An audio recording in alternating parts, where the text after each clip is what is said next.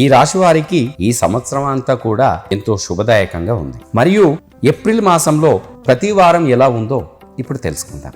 April మాసమంతం కూడా ఈ కర్కాటక రాశి వారికి తృతీయ స్థానంలో కేతువు, భాగ్యస్థానంలో రవి, బుధుడు, శుక్రమ స్థానంలో శని, రాహువు, లాభస్థానంలో గురువు, వ్యయస్థానంలో కుజుడు సంచరిస్తూ ఉన్నాడు. కాబట్టి ఈ కర్కాటక రాశి వారందరూ కూడా ప్రతిరోజు ఆ మహాలక్ష్మీదేవి అష్టకం పఠించాలి. ప్రతిరోజు దేవీ దేవతలకు ప్రథమ తాంబూలాలు సమర్పించాలి. సర్వరక్ష చూర్ణంతో ఆ సర్పదోష నివారణ చూర్ణాన్ని కలిపి ప్రతిరోజు స్నానాన్ని ఆచరించాలి.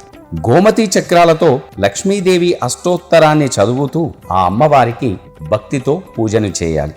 అరటినార వత్తులు, అష్టమూలికా తైలంతో ప్రతిరోజు కూడా దీపారాధన చేయాలి. రెండవ వారంలో కర్కాటక రాశి వారికి కొద్దిమంది స్నేహితుల ద్వారా ఉపయుక్తమైన సమాచారాన్ని అందుకోగలుగుతారు. ఇక విద్యార్థులు ఎవరైతే కర్కాటక రాశి వారు ఉన్నారో పోటీ పరీక్షల్లో పాల్గొంటారు. ఉద్యోగం కోసం ప్రయత్నించేవారు, ఉన్నత విద్య కోసం ప్రయత్నాలు చేసేవారు ఎవరైతే విద్యార్థులు ఉన్నారో వారందరూ కూడా ఈ మాసంలో పోటీ పరీక్షలకు సిద్ధపడతారు. ఉన్నత విద్య, వైద్య విద్య, ప్రభుత్వ ఉద్యోగం కోసం రాసే పరీక్షల్లో విజయం సాధిస్తారు కూడా.